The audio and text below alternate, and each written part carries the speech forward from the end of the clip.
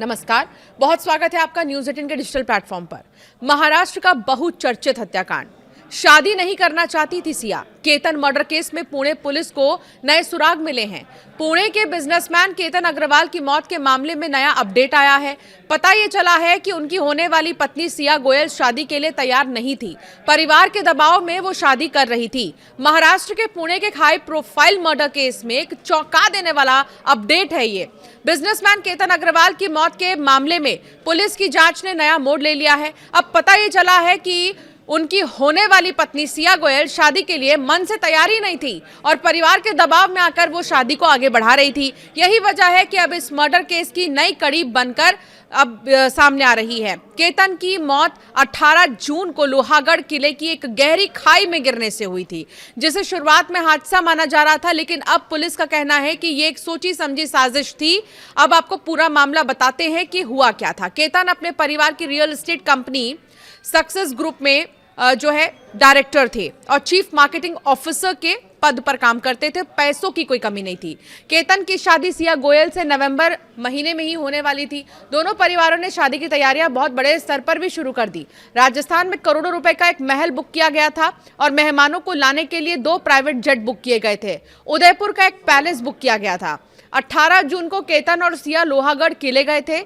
ये ट्रिप सिया का जन्मदिन मनाने के लिए रखा गया था। इस दौरान केतन किले की एक ऊंची जगह से गहरी खाई में गिर गए और उनकी मौत हो गई। लेकिन उससे पहले आपको बता दें कि लोहागढ़ का जो ये फोर्ट है, इसमें 40 कमरे हैं, ठीक है, और 40 कमरों को केतन ने बुक कर लिया था। क्यों? क्योंकि वो एक प्राइवेट स्पेस चाहता था अपनी होने वाली बीवी के साथ में उसका बर्थडे सेलिब्रेट करने के लिए। उसने एक पूरे किले को ही बुक कर लिया था, इतना वो एक्सप्रेसिव था।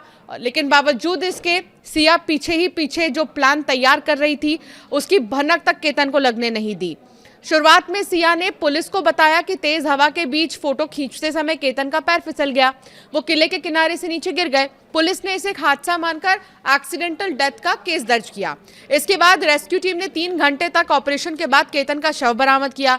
लेकिन जैसे ही पुलिस ने इस मामले की गहराई से जांच शुरू की, कई बातें शक के घेरे में आ गई। पुलिस अधिकारियों के मुताबिक शुरू में ये सिर्फ हादसा लग रहा था, लेकिन जांच जब आगे बढ़ा तो ये हत्या की साजिश निकली। फिलहाल एक बड़ा अपडेट ये है कि पुलिस की पूछताछ में सिया और चेतन दोनों ने ही अपना जुर्म कबूला है और उन्होंने ये बताया है कि उन्होंने मिलकर केतन को धकेला था। पुणे रूरल के एसपी का ये कहना है कि पुलिस टीम ने इस केस से जुड़े सारे एंगल पर काम करना शुरू कर दिया, जिसमें पैसों का भी विवाद देखा गया, निजी रिश्तों की भी बात जो है जांच की गई। जांच में सामने यह आया कि सिया का चेतन चौधरी नाम के एक शख्स के साथ अफेयर था। चेतन पुणे के कोंढवा इलाके का रहने वाला था और पुलिस के अनुसार सिया और चेतन की मुलाकात पिछले साल दिवाली की एक पार्टी में हुई थी। इसके बाद दोनों लगातार एक दूसरे से संपर्क में थे। पुलिस का मानना है कि सिया केतन से शादी नहीं करना चाहती थी और वो केतन को अपने और चेतन के रिश्ते के बीच रुकावट के तौर पर भी देख रही थी। अब सवाल ये है कि अगर नहीं पसंद था केतन तो सिया ने क्यों नहीं अपने घर पे ये बात कहा, क्यों नहीं शादी उसने करने से ही मना कर दिया। तो आपको बता दें क्योंकि परिवार वालों ने शादी ढूंढ रखा था, इसलिए सिया मना नहीं कर पा रही थी।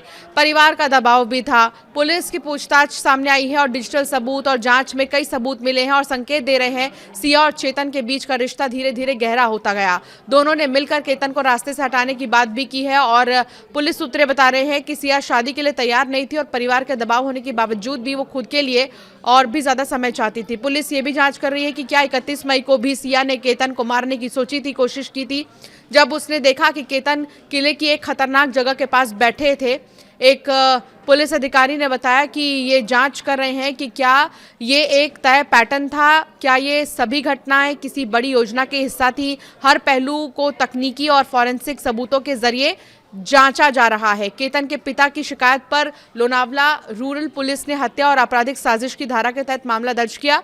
पुलिस फॉरेंसिक सबूत जुटा रही है, डिजिटल रिकॉर्ड की जांच की जा रही है। तय करने की कोशिश में है पुलिस कि केतन की मौत से पहले की पूरी घटना किस क्रम में हुई होगी। पुलिस ये भी देख रही है कि क्या इस साजिश में कोई शख्स भी शामिल था। फिलहाल सभी आरोप जांच और कोर्ट की प्रक्रिया का हिस्सा हैं और इन पर अंतिम फैसला आना अभी बाकी है। सिया गोयल और चेतन चौधरी दोनों को गिरफ्तार किया जा चुका है। दोनों को 29 जून तक पुलिस हिरासत में भेजा गया है।